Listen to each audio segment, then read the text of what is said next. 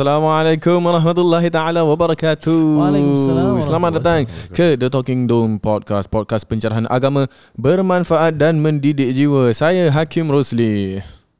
Saya Nazim Muhammad. Ya, pada hari ini kita cuma berdua saja kerana Ustaz Muslim pula. Ustaz Lutfi dia baru balik holiday dan dia tengah insya-Allah beres kat rumah. Tak apa, tak payah bilang actually. Okey, podcast ini disokong oleh para penyumbang Masjid Al-Istighfar. Untuk menjadi penderma tetap atau memberikan sumbangan sekali bagi Masjid Al-Istighfar, sila layari ke alistighfar.com/donate atau lakukan pembayaran melalui PayNow ke UEN S99MQ0014H. Marilah sama-sama menyokong usaha dakwah dan program bermanfaat Masjid Al-Istighfar untuk masyarakat. Okey, alhamdulillah, alhamdulillah. Hari ini kita ada guest daripada adakah anda representatif untuk MUIS? Betul, pegawai MUIS. Hari ini kita ada pegawai MUIS bersama kita. Okey, bersama kita adalah Ustaz Abdillah. Selamat datang Ustaz Abdillah. Terima kasih banyak-banyak Ustaz Hakim dan juga Ustaz Nazir kerana dapat jemput kita pada hari ini untuk bincangkan topik lah, insya-Allah. InsyaAllah. So Ustaz Abdillah ni merupakan pegawai di MUIS. Dan anda apa punya department Ustaz Abdillah? Unit kalau unit tu nama dia OMS ataupun One More Sector. Dekat sikit mic dengan. Okey. Yes, One More Sector. Okay. Tapi specifically dekat District East lah. Ataupun kelompok timur, masjid-masjid kelompok timur. Menjaga bahagian? Di bahagian SD ataupun dipanggil sebagai Social Development. Social Development ni menjaga apa? Social Development ni lebih kepada penerima zakat. Yang ada tinggal daerah sini. Jadi kita ada a total of 11 SD lead mosque. Out of the 18 mosque yang dekat District East. Jadi dalam 11 SD lead mosque ni, masing-masing masjid ni ada satu pegawai nama dia SDO ataupun Social Development Officer. Sado? Bukan. Yang apa nama dia ni, dia administer lah. Dia administer the MUIS Zakat Financial Assistance. So dia orang yang dekat mosque yang akan handle the beneficiaries, orang datang untuk memberi meminta bantuan saya. Dan kalau mereka yang memberi bantuan, dia orang yang liaiskan dengan orang yang beri bantuan. Then what about yourself? What is your position dekat DE sebenarnya? Dekat District East as yang pegawai atas betul. Overlooking. So saya overlooking all the 11 SD lead mosque untuk any kind of approval. Jadi kalau maksudnya SDO tu dah administer particular client untuk meminta bantuan, nanti sampai dekat penghujungnya saya yang akan approve lah. Dengan dapat masing-masing punya nasihat atau opinion. Mungkin SDO dia tak layak lah nak dapat kan, contohnya satu klien tu, then dia akan fight for it lah. Dia kata okay, klien ni kan dia susah sikit lah. Saya rasa kita bantu ni better. Okay, saya justify dan sebagainya. Kita tengok case dia macam mana dan kita akan case by case basis punya approval. So you ada orang penghujung untuk, is it all clients nak kena go through you? For District East as of now, yes lah. Lepas tu nanti dia ada another unit di Kampung East jugalah. Okay, Ustaz Abdillah, bila kita nak mula ni, saya nak start dengan, pernah dengar tak yang recently ada trending punya trending punya benda dekat social media, which is dekat America, if I'm not mistaken, ada orang call church. Lepas tu diorang minta baby formula. Betul. So at one point of time diorang call mosque pula. Right. And the mosque kira beri bantuan lah, kasih that baby formula. Is it possible kalau macam non-Muslims minta bantuan dekat masjid? How does that work? Okay. So basically kalau untuk under my purview kita sedang handle kewangan ni dipanggil zakat. Okay, zakat ni is a very specific religious centric punya kewangan. Di mana kewangan ni dibayar oleh seorang Muslim untuk digunakan untuk Muslim yang lain. But as far as I know, ada certain masjid pun ada general fund. General funding contoh ada masjid ada welfare fund, ada dana insaniah, ada rahmah fund and so on so forth, adalah untuk membantu mereka yang susah tapi tak semestinya orang Islam. Jadi untuk zakat ni specifically kegunaan dia untuk orang Islam, tapi masjid-masjid juga boleh gunakannya untuk orang yang bukan Islam daripada general fund ataupun dana-dana yang mereka ada ni lah. berkenaan dengan boleh tak diorang pakai ni untuk kegunaan beli susu dan sebagainya kan. Boleh, tak ada masalah. Mereka boleh purchase lah ataupun beli barangan tersebut. Lepas tu kalau let's say ada orang call, contoh kita nak buat eksperimen dekat Singapore lah boleh call kita call church ke, kita call temple ke kan, kita call masjid. Setahu saya tak semua masjid ada, sebab pasal ada masjid tak ada orang angkat telefon. Bukan tak ada orang angkat telefon Ustaz. Ada kekangan tempat kadang-kadang tu untuk simpan formula. Yes, betul. Ataupun susu, betul. ataupun pampers. Memang ada, betul. Contoh dekat sebelah kelompok selatan ataupun district south area. Sana banyak masjid kecil-kecil tau. And tempat masjid-masjid kecil-kecil ni juga ada banyak orang susah-susah. Jadi tempat dia tak ada susu nak simpan, tak ada storage area dan sebagainya. Tapi apa yang kita selalu recommend untuk masjid-masjid lakukan adalah untuk membeli fidyah voucher. Fidyah voucher. Ataupun fidyah voucher ni adalah dalam dasar MUIS punya fidyah voucher, ataupun boleh dipanggil sebagai Sheng Siong voucher ke. Fidyah voucher tapi kita tak boleh berikan kepada non-Muslim. Betul. Yang itu betul. So a different set of voucher like Sheng Siong voucher, NTUC voucher. Correct. So Sheng Siong voucher, lepas tu NTUC voucher dan sebagainya boleh menggunakan general fund boleh gunakan fidyah pun boleh, boleh gunakan zakat pun boleh, tapi penggunaan untuk siapa tu membezakan. Tapi yang general fund ni is kalau masjid tu sendiri, it's not tied under MUIS, not suruh buat ke tak ada kan. Selalunya general fund ni is under the masjid itself lah. So contoh masjid ni inisiatif masjid, dia kata macam kita macam banyak tempat bantuan, tapi ada banyak juga grey area. Contoh zakat ni dah terikat kepada orang Islam, kepada Islam sendiri. Betul. Fidyah kepada orang Islam tak semestinya penerima zakat, tapi kena makanan. Contoh makanan saja lah. Makanan saja. Itu dia. Yang nak masuk mana tu. Okay, sekarang soalan untuk orang yang nak meminta bantuan. Is it something yang susah untuk diorang dapat? The criteria dia, is it susah? Ketat. Boleh tak ketat? Boleh tak bilang macam generally macam your household income nak kena berapa ke? Betul. Jadi mungkin orang yang pendengar ni mungkin nak minta bantuan tapi tak tahu ataupun takut yang diorang punya ni certain money yang diorang nak kena sampai ke macam mana. Sama berapa minit boleh habis benda tu. Betul. Betul. Kena tahu sekarang kan 10 minit. Okay, so basically it's about MUIS Zakat Financial Assistance lah.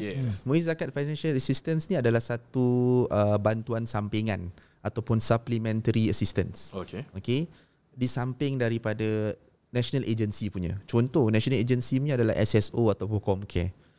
Anyone in Singapore can go to dekat SSO office, berdekatan lah. Kalau you tinggal Pasir Ris, ada daerah Pasir Ris. You dekat Bukit Merah, ada daerah Bukit Merah. This SSO nama dia Social Service Office. Dia akan berikan ataupun kalau dia layak dapat Comcare lah. Okay. So bila orang datang, first soalan kita akan tanya, adakah puan dah pergi ke SSO dahulu? Sebab apa? Bantuan SSO ni lebih banyak daripada bantuan MUIS Zakat. Sebab pasal dia is a national punya bantuan lah. Yang kita ni supplementary. What does it mean SSO again? Sorry. Social Service Office. Saya dapat Singapore Symposium.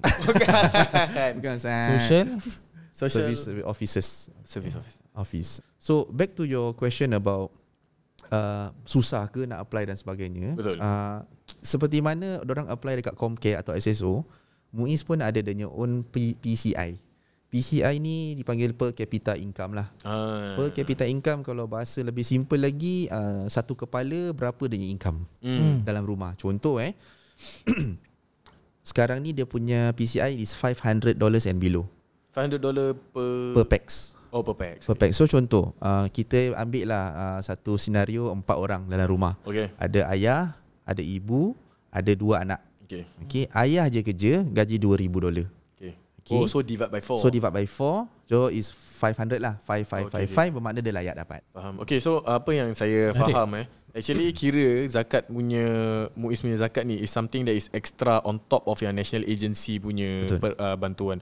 So in the first place, kalau orang tu nak terima bantuan, they should go to the, is it diorang should go to the national agency first, atau diorang boleh just pergi masjid for MUIS punya zakat, then they will refer to national agency? So alhamdulillah right now kita punya social agency satu Singapore ni, kita dah interconnected. So dulu ni kalau orang nak minta bantuan pasal HDB, atau orang nak minta pasal rental ke, pasal nak bayar bil api air ke, nak minta pasal pampers dan sebagainya, dia kena call macam agensi. Nanti agensi dia cakap awak boleh call ni, awak boleh call ni. So in our case, kalau ada that kind of issue kan, kita yang akan refer kan. So contoh dia tak pergi SSO, dia datang kat Masjid Istighfar. Assalamualaikum, saya nak jumpa dengan SDO lah. Kenapa awak nak jumpa dengan SDO? Handsome ke SDO tu? Kan? Saya nak minta bantuan. Okey. Tapi nak tanya, awak dah minta daripada SSO? Contoh dulu biasanya orang akan cakap pergilah SSO. Sekarang ni kita boleh referkan through our back end ni to the office. So untuk officer tu call dia balik. Faham. Jadi dia tak payah nak apa orang kata start tu dari baru pergi macam agensi dan sebagainya. Sebab kita dah boleh share. That's why they need to sign a form. We call it a PDPA and also the Comcare Assistance Form. Whereby this borang ni memberi kita laluan untuk dapat pakai data dia yang sama. Jadi dia tak payah keep on. Bukan data internet bukan Ustaz. Bukan. Dia punya information. Dia boleh share information through all the agencies lah untuk senangkan dia orang punya. Understand. Tapi ni mungkin pun bagus dia pasal dia mungkin bukan zakat resipien pun.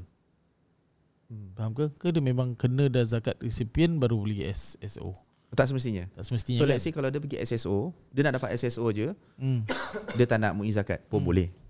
Dia pergi MUI zakat, tapi dia tak nak SSO pun boleh. Tapi kita recommend lah sebab pasal SSO ni boleh bantu. Contoh SSO nya bantuan ni dia boleh merangkumi pembayaran bil api air dan juga rental rumah dia. So for now MUI zakat selain daripada bantuan kewangan, dia pun kita boleh dipanggil bantuan gharimin dan riqab. Apa tu gharimin? Gharimin riqab kita tahu zakat ni untuk kegunaan asnaf. Betul. Kita ada banyak asnaf Ustaz Hakim? 18. Masya-Allah. Kita ada 8 saja Ustaz. Itu semua keluar. So kita ada fakir, miskin, kita ada fisabilillah, kita ada gharimin, ada riqab, ada ibnu sabil, ada amil dan juga ada muallaf. So kita ada 8. So apa yang bila mereka yang minta bantuan dekat yang MUI zakat financial assistance usually will fall into this first two punya penerima zakat, iaitu fakir dan miskin. Okay. Dan kemudiannya kita ada additional lah. This one is not semua orang dapat. So it's case by case basis. We call it gharimin. Gharimin ni kalau ikutkan terminologi dulu is orang yang berhutang. Okay, orang yang berhutang. So gharimin ni dalam konteks Singapura is orang yang berhutang kepada SP lah. Bil ataupun SNCC. Okay, contoh rental orang cakap yes, tapi kita tak bantunya sekarang sebab SSO boleh bantu tu juga. Nombor 4 yang kita boleh bantu insya-Allah atas case by case basis would be called the riqab. Riqab ni dia punya definition dia agak jauh daripada zaman dulu dan juga konteks Singapura sekarang. Riqab ni adalah to remove the shackles from a slave.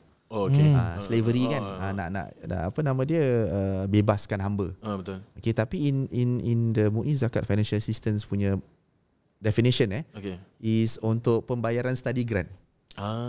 Study grant. So study grant ni apa Ustaz? Study grant. Study grant ni kepada mereka yang belajar part time di masjid-masjid di serata Singapura. Contoh yang ada masuk dekat Alive ke, Ilham ke, ataupun ada juga contoh Masjid Al-Islah selain daripada Alive dia ada Aqsa. Dia ada dia own education punya system. So siapa yang enroll themselves inside the masjid punya tempat education center, diorang layak untuk kita berikanlah di study grant, case by case basis juga. So zakat tak boleh bayarkan untuk orangnya politeknik kan? For now tidak lah. Itu ada dia punya own bantuan yang diorang boleh ambil lah. Betul. Pasal I think ada orang ingatkan zakat ni boleh tolong semua benda. Dia actually kalau anda tengok fisabilillah. Fisabilillah ni besar. Tu saya pun. Dia kira luas lah. Tapi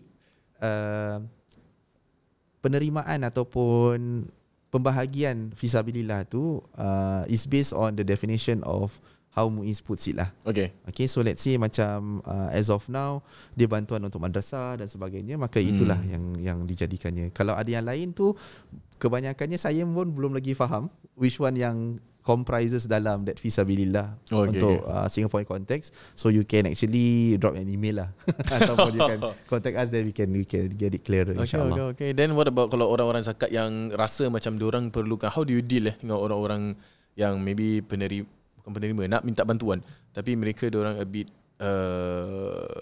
entitled, how to say, macam dia nak Muiz tolong semua benda. Okay. Beza antara penerima zakat yang mungkin dahulu lah atau sekarang ni,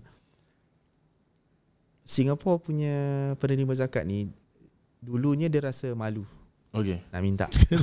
Betul, sebab pasal is something yang macam perkara yang mungkin segan lah maruah. Nak minta duit dan sebagainya. Tapi secara tak langsung, walaupun segan, it's still part of diorang punya layak kelayakan. Diorang layak, diorang datang, kita ada servis dia, kita kasih. Betul. Okay. Sekarang ni berkenaan dengan entitled atau entitlement of aku ni penerima asnaf, aku patut dapat kan. Betul. Selalunya macam gitu. So kita tak akan go to the extreme yang di mana kita nak gunakan kita punya emosi untuk tak nak kasih atau kasih dia. Betul. Tak. Dia nak emosi, dia emosi. Selagi mana tak melanggar security threatening dekat dunia Singapore ni, selagi itu kita akan treat it professional. Cakap, okay cik, macam mana dah pekik pun okay cik, terima kasih banyak-banyak kerana hadiri employment yang kita dah set ni. Saya faham cik marah dan sebagainya. Cik boleh kasih IC dan semua. Kita buat macam professional je. Macam biasa je. Kalau tak layak, kita cakap memang tak layak lah. Okay, tapi kita boleh applykan. First kali kita kena clear the air to them yang benda ni adalah syarat. Ada kriteria dia. Ada kriteria dia. Macam mana awak nak apply SSO, ada kriteria. Macam mana awak nak apply contoh HDB pun awak kena tunggu. Macam mana awak nak apply kan awak sekolah primary 1 pun ada dunia exam dan sebagainya. Jadi semua benda ada syarat-syaratnya. Macam saya kasih analogi satu lah. Analogi. Okay, baik. Kita ni kalau dekat traffic light kan, junction Ustaz. Ustaz bawa apa Ustaz? Basikal ke motor? Saya bawa motor. Dua boleh bawa dua-dua boleh Ustaz? Apa dia? Bawa dua-dua sekali rumah. Tolak basikal naik motor tolak basikal. Okey, kalau anda pergi contoh traffic light kan. Apa syarat traffic light ada kat situ? Apa sebab traffic light ada kat situ? Keselamatan. Keselamatan kan? Betul. Maksud dia mengelakkan daripada kemalangan kita langgar orang atau orang langgar kita. Okey, let's say lah that road tu kosong. That orang kata tu istidlal ataupun dia punya illah dia untuk keselamatan tu dah hilang. Pasal tak ada kereta langsung. Betul. Kenapa tak jalan? Kalau merah? Ada kamera. Ada kamera. Kenapa kamera ada? Untuk tangkap keselamatan. Orang. Jadi consequences kan? Consequences betul. Ada consequences. betul. Maksud dia kena marah lah, kena saman lah, kena warning dan sebagainya. Kenapa kita ikut? Sebab tak nak kena bayar. Betul. Sama juga. So this all rule regulation tengok tak nampak dia punya illah dekat situ pun kita ikut. Betul. Apatah lagi benda-benda yang ada illah berkenaan kegunaan duit zakat. Pasal duit zakat ni duit amanah.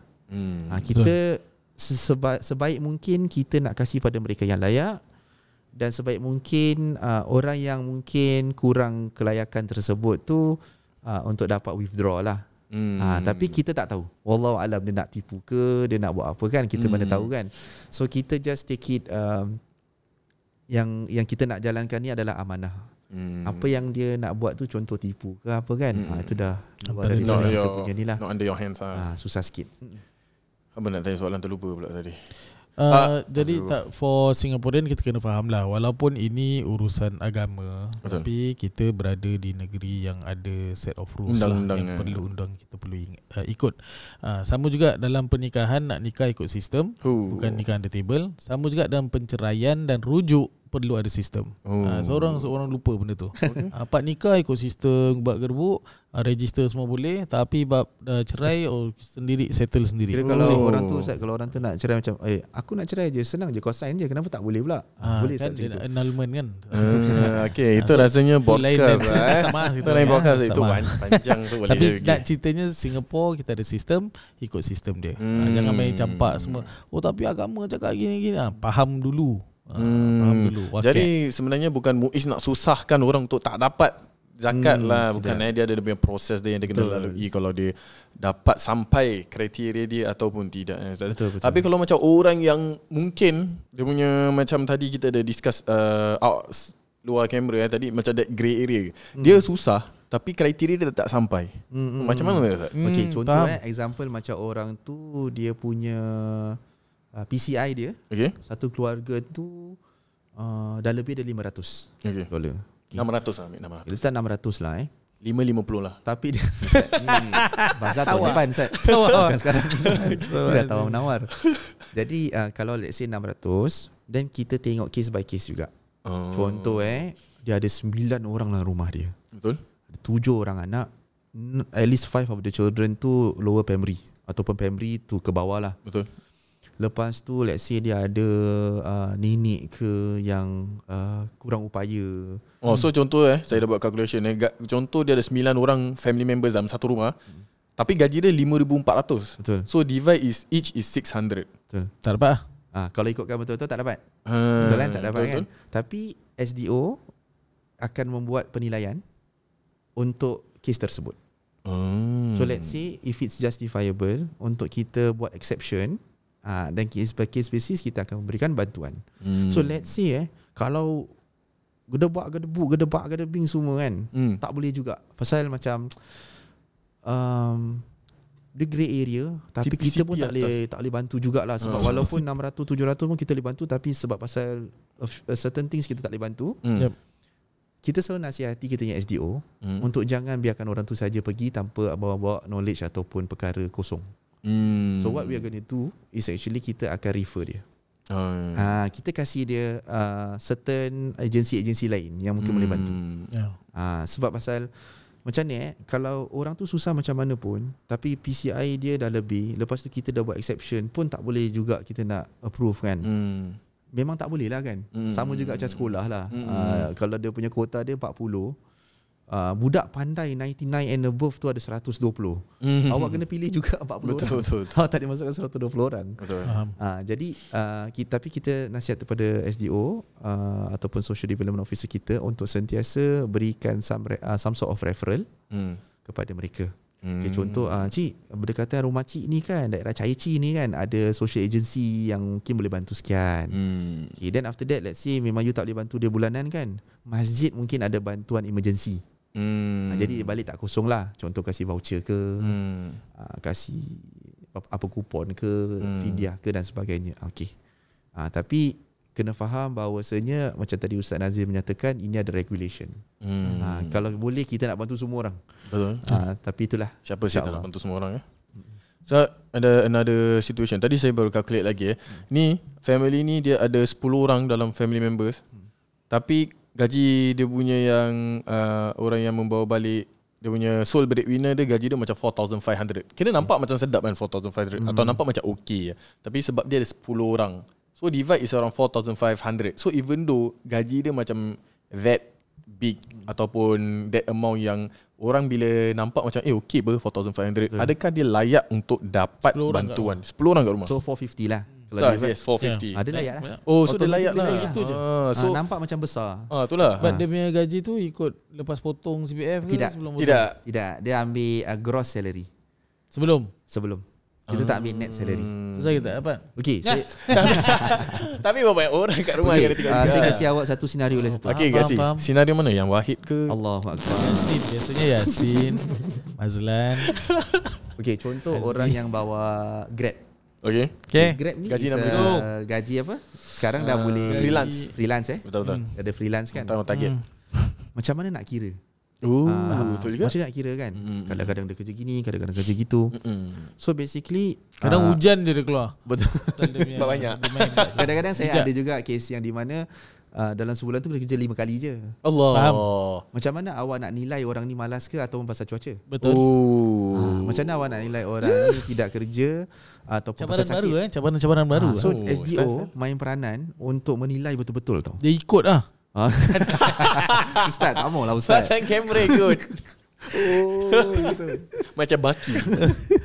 Jadi seperti mana saya nyatakan tadi, apa yang dia declare kepada kita, and dia dah sign form tu, kita dah bara'atu zimmah ataupun kita dah lepas bebanannya lah. Maksudnya kita dah do our due diligence kan. Betul cik. Betul. Kenapa tak saya tengok cik punya Grab payslip salary ni macam kerja 5 hari je bulan depan. Kenapa? Oh, dia cakap sekian. Kalau dia tipu ke tidak, wallahu alam, kita tak tahu. Because our job is not to korek.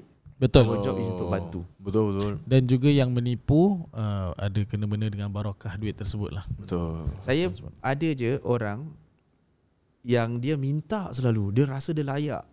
Aku minta orang tak ada. Aku layak dapat lah. Aku mesti kena dapat ni. Ini kat video banyak. Lepas tu saya boleh nampak dia kalau dapat dia punya assistant daripada MUI Zakat, dapat SSO, dapat apa, senang-senang dapat 1,800 total. Bersih. Bantuan kira dia setakat tembok kat muka je lah, pergi je. Tak tolak CPF collect. Tak ada CPF tadi kan. Every month kena datang collect ke terus masuk bank? Dia depends on ada masuk bank. Tapi masuk bank terus. Bukan cash phone. Sekarang alhamdulillah tak 99.9% semua gyro lah. 1% je. Contoh 1% tu 0.1% tu is orang yang betul-betul tak ada bank account and tak tahu macam nak buka, tak apa, then dia collect cash. Faham. Okay. So kalau berkaitan dengan berkat tadi kan, betul. Saya ada perasaan juga orang yang minta dan sebagainya, memang dia susah ataupun kita tak tahu, wallahu alam. Tapi dia sentiasa akan susah sikit. Macam-macam susah je. Tapi ada pernah satu kes di mana ni jarang jadi dalam kerja ni. Kalau awak tanya SDO awak kat Masjid Istighfar ni atau mana-mana, awak tanya dia, berapa ramai orang yang apply bantuan zakat ni yang tarik diri. Lepas dah apply, dia tarik diri. 200 lah, letaklah 200 orang. Berapa banyak yang tarik diri? Sepanjang saya kerja masa tu sebagai SDO. Berapa lama awak kerja? Saya kerja 4 tahun. 4 tahun lama lah. Ada mungkin 2 tahun aja. 4 tahun lama-lama. Okay. So dalam 4 tahun tu kan, yang tarik diri cuma 2 orang aja. Pasal apa? Pada orang ni rezeki. Okay. Tapi kalau dia faham agama, dia faham yang dia dah tak layak lagi, dia patut tarik diri. Masya-Allah. Untuk keberkatannya. Masya-Allah. Contoh satu kakak ni lah, dia apply dengan saya. Lepas tu saya dah tengah nak on the way dah, nak submit kepada bos saya dah ni. Sekali dia call, "Ustaz, Assalamualaikum." "Salam, puan." Terus saya dah immediately cakap, "Okay puan, awak punya bantuan ni." Dia boleh tanya saya pasal biasa macam gitu. Nanti orang selalu tanya, "Awak ni dah apply belum?" So awak dah zone dia lah. Saya dah astagfirullah. On the way ni. Saya dah macam tengah hantar ramai-ramai. Habis dia pula call kan. Relax, saya nak submit juga ni. So dia cakap, "Ustaz, boleh saya tarik diri tak daripada ni?" Saya cakap, "Kenapa awak nak tarik diri? Awak masih layak apa?" "Alhamdulillah saya dah dapat kerja." Dia single mother with 3 children tau.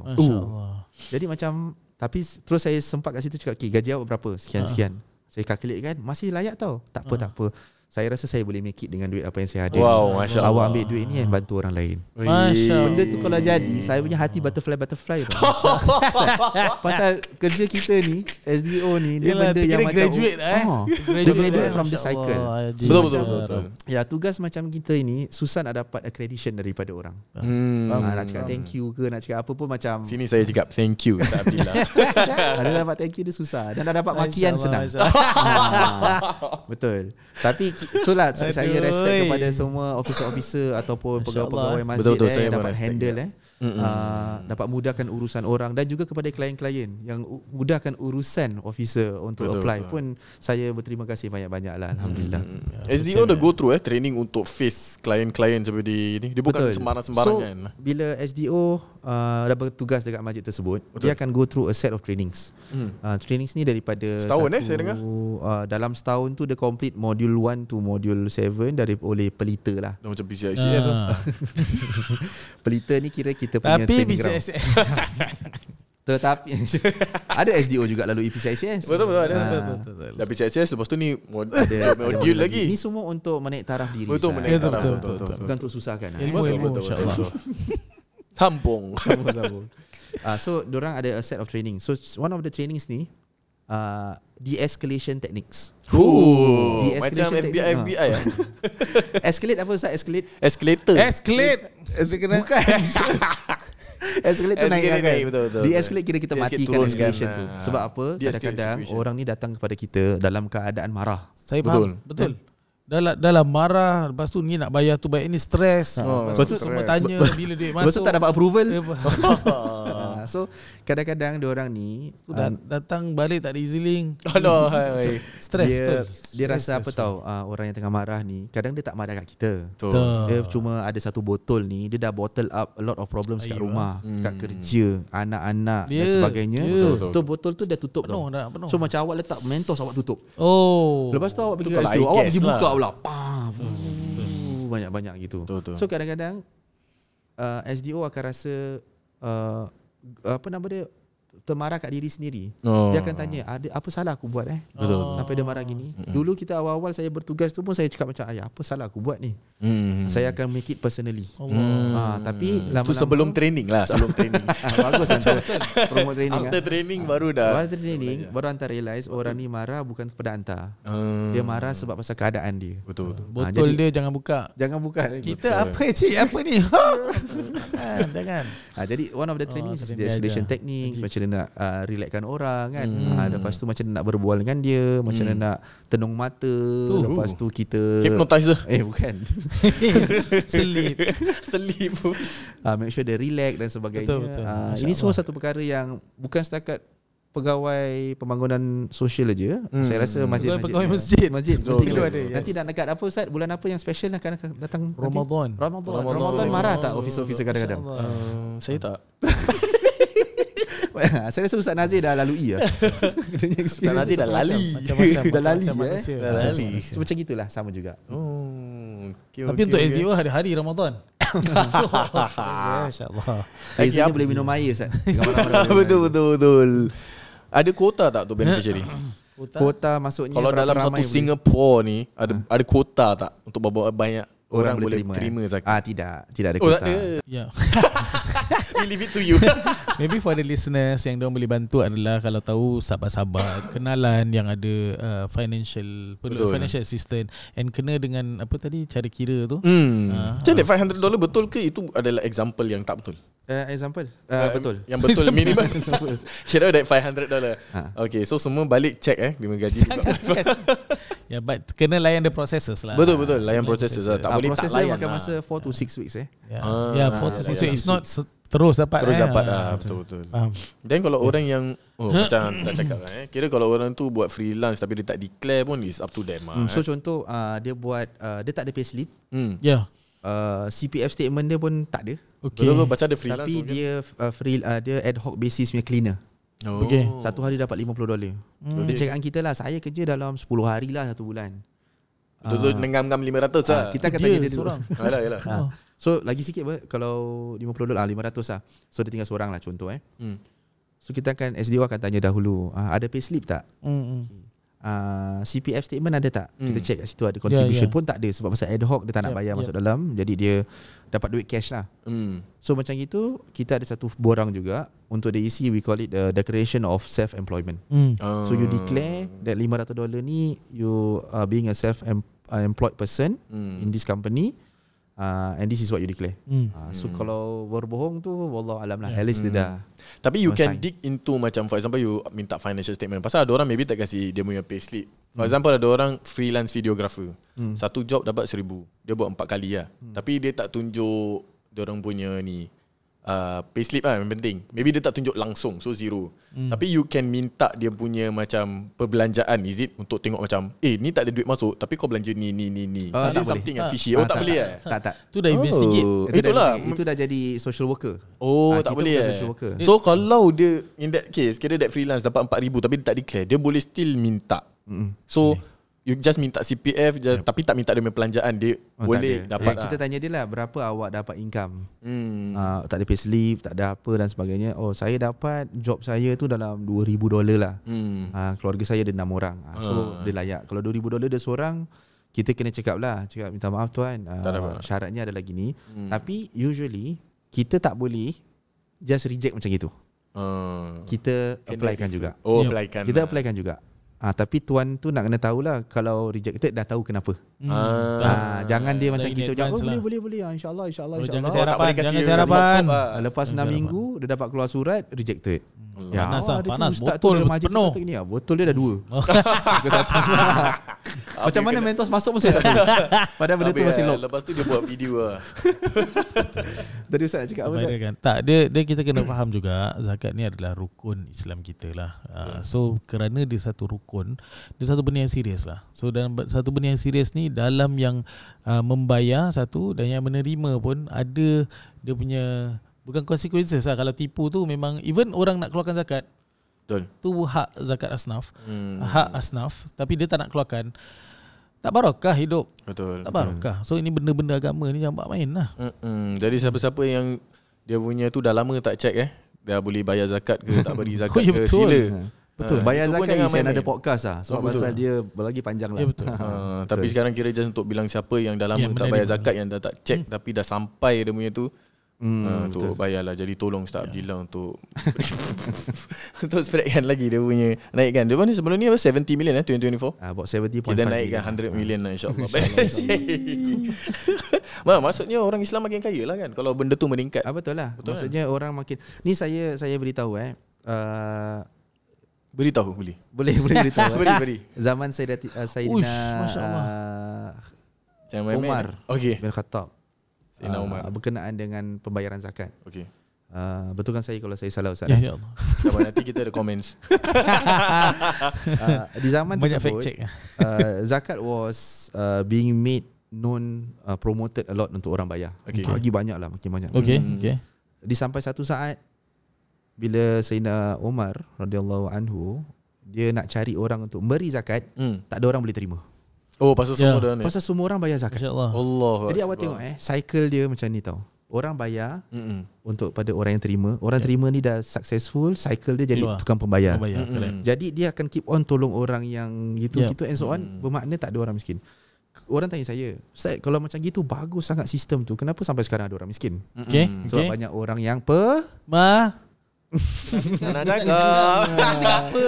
Tak boleh lah, palas. Ustaz ni cakap, aku tak cakap. Malu je. Pemalu. Boleh? Kira ada orang yang bohong lah. Ada orang yang tak bayar dan sebagainya. Saya yakin ada orang tak bayar juga pun. Kalau saya yakin semua orang kalau bayar selayaknya, and orang yang layak untuk terimanya, Masya-Allah. Saya rasa the cycle is very nice. Correct. Masya-Allah. Pasal kenapa zakat tu ada? Sebab Allah Subhanahu Wa Taala tahu yang penerima zakat sentiasa ada. Membayar zakat sentiasa ada. Jadi dia circle dia tetap kena ada. Tapi kena jujur lah dengan hidup lah. Ya betul. Itu asal time dulu saya pengambil zakat. Benar. Beneficiary penerima. Bukan penerima. Pembayar. Bukan amil. Astagfirullahalazim. Nak cakap adil. Saya amil. Bila amil tu kan, saya suka part saya amil tu sebenarnya sebabnya tengok orang-orang muda, banyak orang muda atau orang-orang kaya ni, dia duit yang dia kasih tu, duit zakat tu yang dia kasih tu beribu-ribu, 20,000, 40,000. Tu zakat dia 2.5%, 20,000. Ya. So berapa tu Ustaz? Dia boleh je. Time 40 je, time 40. Dia boleh je belanja tu untuk benda lain. Tapi ini keimanan tau. Ini bukan hak aku, ini hak asnaf, aku kasih. Macam itu, masya-Allah, level yang nak kena lepaskan apalah. Kita tak ada macam orang kata tu zakat polis. Betul. Pergi rumah orang, awak dah bayar zakat. Awak dah zakat. Boleh try Ustaz kat masjid ni. Dekat khutbah tu nanti hari Jumaat atau pergi orang tak bawa tabung, orang kasih soalan. Nanti saya try. Selalu kita seminggu sebelum kita suruh bawa ni. Saya sebenarnya that time first time bayar zakat harta. Masya-Allah. First time. Awak berapa ni awak? Saya baru umur 16. Jadi tapi dia punya feeling dia lain lah, bayar zakat yang apa nama dia, yang harta dengan ni lah. Fitrah dengan zakat harta lain lah. Saya setiap tahun je fitrah. Bodoh aja. Ya, tapi insya-Allah. Ya, betul macam anak-anak muda lagi beribu-ribu. Boleh je pakai untuk travel. Betul. Tapi pasal faham tak ada barakahnya, faham ini bukan hak aku, ini dah satu haul, aku perlu keluarkan, masya-Allah. Ataupun ada yang macam boleh cheat the system lah. Kira maksud dia haul dia, terus dia punya nisab dia dah gini kan, belanja lah. Jadi dia kurangkan. Dia beli ad ke apa, ad kan million-million. Dia break the haul. Dia boleh hal dia kira macam tipu. Tak ada barakah. Kalau benda ni semua barakah. Allah je tahu. Betul. Yelah. Percayalah. Yep. Okay, zaman saya dulu saya tahu zakat tu 4,000 kan demi nisab. Sekarang dah naik. Sekarang tahu tak berapa? Last 18. $15,079. 15,000 guys. Last saya check kat surat khabar masa 4,000 je tengok kat surat khabar tu balik sekolah. Saya 8,000. Dia berdasarkan berapa 83 gram emas Ya. So emas. Dia ikut emas. So emas punya tu naik. So mana emasnya 1 gram tu dah mahal tu. 15,000. So a lot. So bermakna itu salah satu kriteria juga yang kita tengok. Contoh kalau let's see dalam dia punya asset dia cakap asset ada 16,000. Asset lah total. Total asset dia 16,000. Contoh lah ni bukan asset rumah tau. Betul. Duit cash lah, fluid lah. Dia cakap lah dia kata saya ada 16,000, 17,000. Liquid masuk hantar. Fluid tadi. Fluid. Liquid. Fluid. 16,000 cair. So macam dia tahu secara tak langsung kalau dia tengok nisab, dia tak layak dapat zakat tersebut. Tak layak dapat. Siapa yang apa nama dia berkenaan dengan apa nama dia punya amount tu, dia dah lebih sedemikian, jadi dia tak boleh dapat zakat. But in Singapore context macam saya cakap about the PCI saja for now. So walaupun asset dia ada so PCI dia biasanya biasanya kita belum dapat yang macam berpuluh-puluh ribu lah. Tak adalah orang yang ada asetnya gitu. Okay, saya pernah dengar ada orang dia nak apply untuk zakat and rasanya memang dia layak. Cuma diorang akan refer kepada yang government agency, and kadang government agency ni suruh diorang ada rumah kan. Diorang suruh downgrade rumah and use that money to fund themselves lah, because they see it as diorang, for example dia ada 4 bilik tapi dah tinggal parents saja tinggal, anak semua dah tak ada apa. So they say that you can downgrade into a 3 room. So use that money then live your life lah. Kira untuk support yourself. So macam gitu macam mana Ustaz? Adakah ada Singapore ni tak fair? So Ana boleh beritahu dua benda lah. Logically it's true, ethically it's not. So maksud dia secara logik, anta kalau ada rumah yang besar, betul, anta dah perlukan kewangan, walaupun anta bukan penerima zakat, anta akan downgrade. Ataupun sekarang kalau anta umur 65 tak silap ke atas, anta dah boleh nama dia buyback scheme. Untuk rumah HDB. Anta jual balik dengan dia lah. Tapi secara etik, walaupun kita tahu benda tu boleh kita beritahu kepada penerima zakat, kita beritahu pada officer kita, kita tak tahu the sentimental value of orang tu pada rumah tersebut. It's not just that, orang tu penat saya bayar dah lama-lama, lepas tu nak kena downgrade. Lepas tu kalau dia nak pindah pun makan masa. Betul, makan duit jual juga. Rumah, makan duit dan sebagainya. So in matters like this, selalunya kita tak akan tengok pada HDB itulah ataupun rumah dia. Kita akan bantu apa yang kita boleh bantu. Kita tak akan paksa dia jual ataupun tidak. Itu kalau ada agensi yang bilang itu ada agensi biarlah orang agensi lain lah. Okay, understand. So zakat kira Muiz tak adalah sampai cold hearted sampai macam gitu suruh awak kan rumah 4 bilik downgrade lah jadi boleh. Tak ada lah sampai macam gitu. Saya akan minta maaf lah kalau ada orang yang cakap macam gitu. Kalau ada tapi kalau in terms of kita punya assessment kita tak nak cakap macam gitulah. It's not something yang kita ought to do.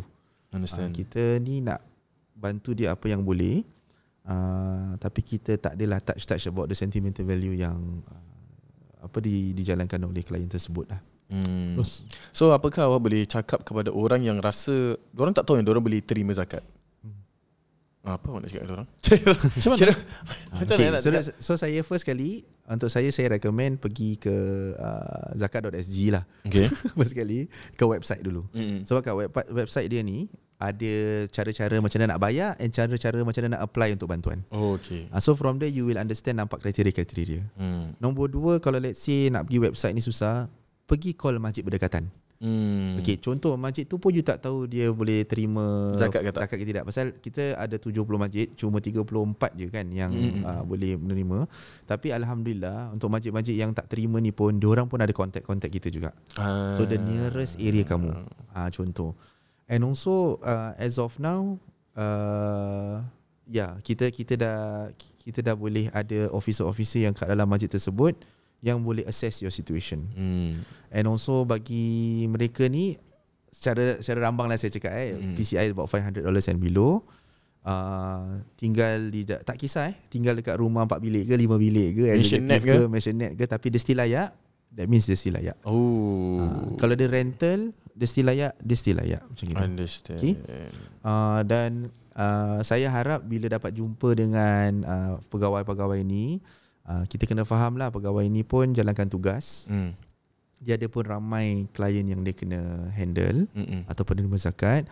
Dan jikalau tak dapat tu, mungkin Allah nak mudahkan urusan awak tu untuk dapat dari tempat lain, ataupun Allah rezekikan dengan benda lain.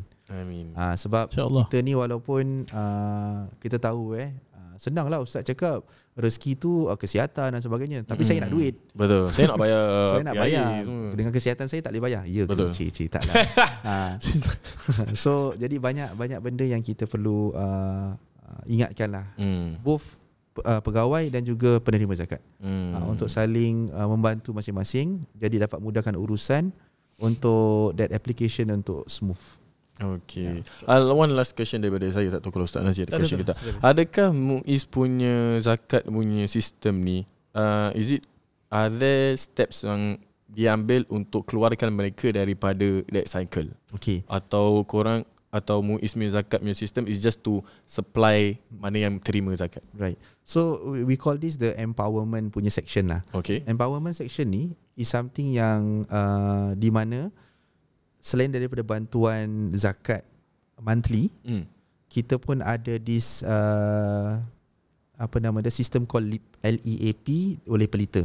Okay. Usually untuk family yang boleh diorang boleh register. Lepas tu kalau diorang clock in hours, contoh makan dengan keluarga, pergi kelas dengan keluarga, diorang dapat clocking some hours.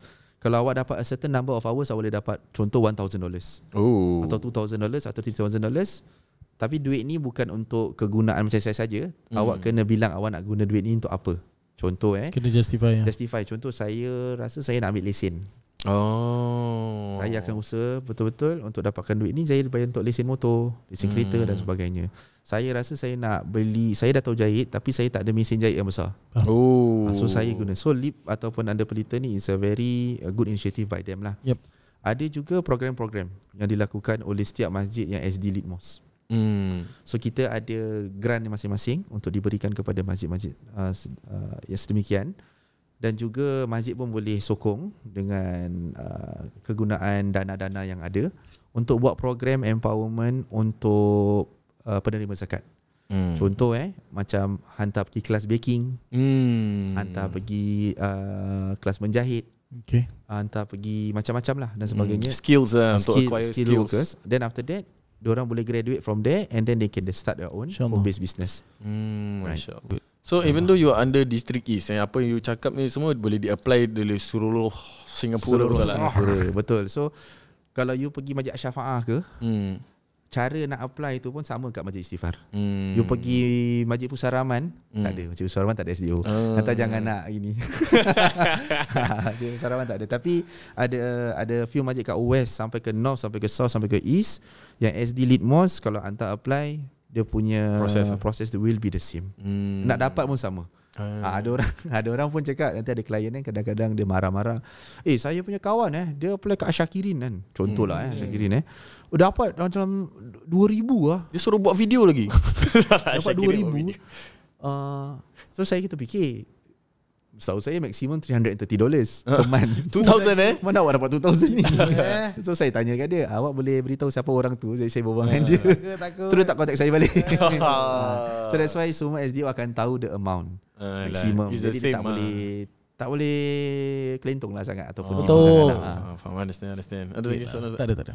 Kalau tak ada, terima kasih Ustaz Abdillah atas perkongsiannya. Jadi lepas ini kita dah tahu untuk siapa-siapa yang nak dapat bantuan dan juga untuk siapa yang nak beri zakat jangan lupa bayar zakat. Dan untuk siapa-siapa yang nak dapat bantuan zakat, jangan malu, jangan segan. You can assess, ada dekat website macam Ustaz cakap, you can assess yourself to see if you feel like you perlu bantuan.